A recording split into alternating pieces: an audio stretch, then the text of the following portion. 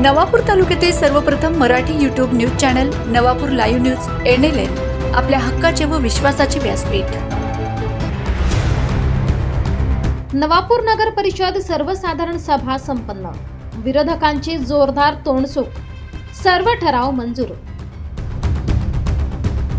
नवापूर नगर परिषदेची सर्वसाधारण सभा आज शुक्रवारी पार पडली। राष्ट्रवादी काँग्रेस अजित पवार गटाची एकहाती सत्ता असलेल्या या नगर परिषदेत आजच्या सभेत विरोधकांनी विविध नागरी समस्यांवरून सत्ताधाऱ्यांना चांगलेच धारेवर धरले। राष्ट्रवादी शरद पवार गट आणि भाजपच्या नगरसेवकांनी सभेमध्ये आक्रमक भूमिका घेत नागरिकांच्या प्रश्नांवर तोंडसुख घेतले। मागील सभेत विरोधकांचे विषय डावलण्यात आल्याचा आरोप होता, मात्र आजच्या सभेत विरोधकांची उपस्थिती लक्षणीय ठरली आणि त्यांच्या मुद्द्यांवर चर्चाही झाली। जनावरांचा आता विषय सांगतो मी। काल पहाटेला 3:15 वाजता मुंबईहून आलो, तर आपल्या नवापूर बस स्थानकमध्ये 30 ते 35 जनावर बसलेले होते बस स्थानकामध्ये। आणि SBI कडे म्हणजे जनता पार्ककडे जाणारा तर SBI समोर दोघी रस्त्याला, तर मी गाडी कुठून काढावी मला हा प्रश्न पडला होता। तर मला ती गाडी फिरून नाईक साहेब वतन सरांच्या अंगणातून गाडी काढावी लागली होती। तर त्याच्यावर सर पहिले तुम्हाला सर आपण तिथे ते फायनल केलं होतं 3 टेंब्यामध्ये, तिथे काय अडचण येते शेड बनवायला? तिथे शेड बनवायला की ओपन स्पेस?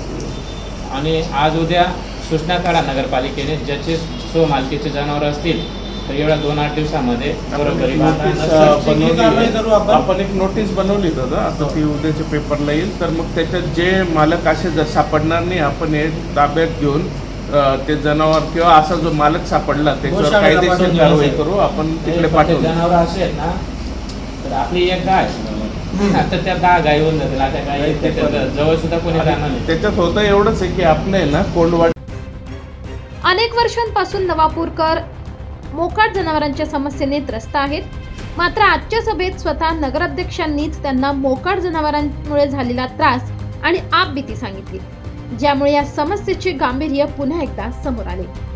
18/6/2026 रोजी पत्राद्वारे प्रभाग क्रमांक 2 मध्ये विकास कामांविषयी काही विषय दिलेले होते, ते तुम्ही अंशे पत्रिकेत घेतलेले नाही आहे। त्यामागचं काही कारण ठरेल का? अजेंडामध्ये प्रत्येक प्रभागामध्ये प्रत्येक नगरसेवकांचे 2-2 विषय घेतले। आपले पण 2 विषय घेतले। हां सर, घेतले, पण प्रत्येक सदस्यांची नावं विषयासहित घेतलेली। मग त्यात आमचंच नाव का वगळलं गेलेलं आहे? त्याचं मागचं कारण की आम्ही सदस्य नाही आहेत त्या नगरपालिकेचे, की निवडून आलेलं नाही आहेत आम्ही या नगर परिषदेत। तसा विषय नाही, प्रत्येक प्रभागाचे विषय तर घेतले आणि तुमचं नाव नसेल तर ठीक आहे, याच्यावर पुढच्या मीटिंगमध्ये नाव येईल, काळजी घ्या साहेब। पण हे मीटिंग पासून आणि हा जर अजेंडा पहिला काही तर या अजेंडामध्ये एकूण 22 विषय आहेत। या 22 आणि पहिला जो आहे अध्यक्ष उपाध्यक्ष यांच्या सूचनेनुसार सर्वात जास्त कामं जर असतील तर प्रभाग नंबर 200 आहे। हो सर, त्याच्यामुळे आपण नाराज होऊ नका। सर्वात जास्त नाव का वगळलं जातं प्रत्येक मीटिंगला असं त्यांचं म्हणणं असं नाव यायला पाहिजे। त्याला पुढची पुढच्या वेळेस नाव येईल, नक्की लक्षात ठेवा। पुढच्या वेळेस नाव येईल, काळजी घेऊ चालेल असतात। आणि या कंपाऊंड आपलं ओपन प्लेस समोरच असतात। तुम्ही जरी विनंती केली नसेल, मागणी केली नसेल तरी आम्ही स्वतःहून घेऊन दिलेले त्यामुळे मग असं विरोध किंवा नाव खायला असं काही नाही सर, विरोधची गोष्ट नाही, फक्त एवढंच म्हणणं आहे की प्रत्येक सदस्यांची नावं घेतात तर आमचंही यायला हवं। आम्ही पण नक्की सदस्य घ्या ना। प्रभाकर कॉलनीमधील ओपन प्लेसला कंपाऊंड करणे, द्वारका नगरीमध्ये रस्ता तयार करणे, द्वारका नगरीमध्ये नाही, द्वारका नगरीमधील विविध रस्ते तयार करणे। द्वारका आणि प्रभाकर कॉलेज विविध हा शब्द वापरतात। द्वारकामध्ये प्रोसिडिंगमध्ये तसंच लिहायचं झालं ना। विविध हा शब्द फार हे राहतात, तुम्ही एक विषय म्हणजे शब्दमुळे सर्व हे होणार। विविध ठिकाणी ठीक आहे, तो विषय पण हे बघा, आम्ही जरी विषय सुचवतो पण तुम्ही जुनी आहेत, तुम्हाला हे कळलं पाहिजे की तो पूर्ण कसा होईल सेंटेन्स एवढं। भाजपच्या नगरसेविका श्रद्धा सांगळे यांनी सभेमध्ये नाराजी व्यक्त करत सांगितले की ठरावामध्ये कामे मंजूर केली जात असली तरी त्यात आपले नाव टाकले जात नाही। त्याला लागून तिथे सागर स्वीटचं काही दुकान विषय वाचतो तिथं तो विषय मंजूर पण आहे. तर ती जागा आज बांधकाम करा, कमलेश भाऊ तुम्ही बांधकामाला सर्वजण आणि आंध्रमध्ये तिथं टॉयलेट बाथरूम, कारण शहरामध्ये सेंटरमध्ये टॉयलेट बाथरूमच नाही. ही समस्या आहे खेड्यावरची. फार येते. हे फार आवश्यकता आहे ते करायला पाहिजे. अजून एक विषय असा आहे, नगरपालिकाच्या इथं खाजगी उतारी होती, ती पण परत चालू करायची काय कारणास्तव बंद होती, लवकरच चालू करणार आहोत. नाही नरेंद्र भाऊ, आपण मागच्या वेळेला जे विषय ते आपण ठराव केलो, लोकल बोर्डच्या समोर जी नगरपालिकाची जागा आहे,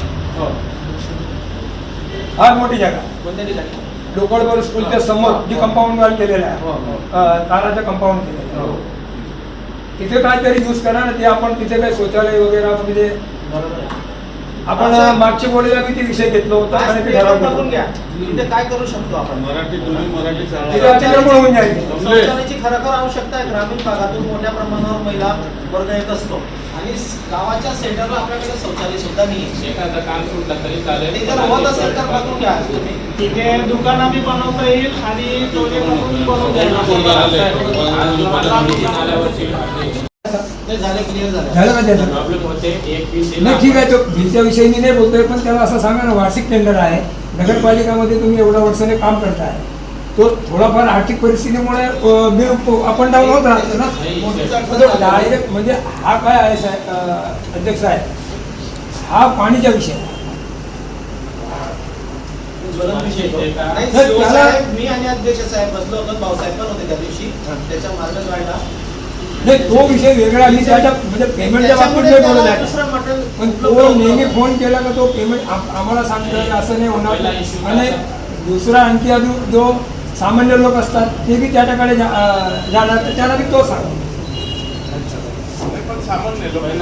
पहिला विषय तासा आता काय आहे साहेब, बिलच्या विषयाने मी बोलतोय, त्याला सांगा की वार्षिक त्याच्या ठेका आहे, वार्षिक टेंडरमध्ये पेमेंटच्या केवढ्या वर्षापासून तो काम करतो, एक वर्ष थोडा झाला काय झालं जाता ना पेमेंट मागे पुढे असतो ना, त्याच्या काय एप्रिल महिन्यामध्ये तो पण ठेका नवीन माणसाला देणार होतो, पण दुसऱ्या माणसाला ठेका जर दिला तर तो फक्त शरद पवार गटाचे नगरसेवक अय्यूब बलेसरिया यांची प्रतिक्रिया.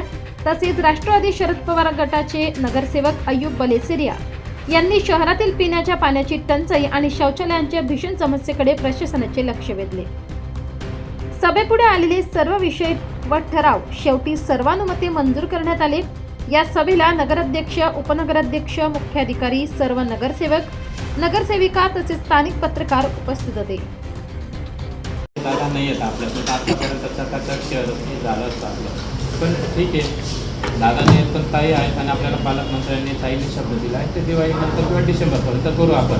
पण आत्ता या टीमकडनं, नगरपालिकेच्या प्रशासनाकडनं काम करून घ्यायचं. जसं ग्रुपला तुम्ही मेसेज टाकून देता, इथं खड्डा पडला, इथं नाली चौकअप झाली, असं काही की तुम्हाला त्या टीमकडनं काम करून घ्यायचं आहे.